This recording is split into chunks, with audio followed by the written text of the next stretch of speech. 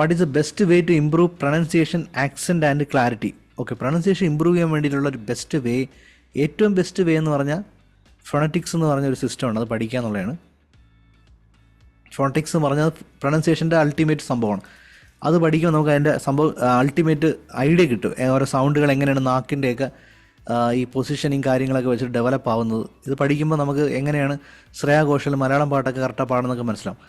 അതിൻ്റെ ഒപ്പം you have to listen to particular accent. നിങ്ങൾക്കിപ്പോൾ ബ്രിട്ടീഷ് ആക്സെൻ്റ് ആണ് വേണമെങ്കിൽ ബ്രിട്ടീഷ് ആക്സെൻറ്റിൻ്റെ ഓഡിയോ ലിസൺ ചെയ്യുക ഒരു ദിവസം.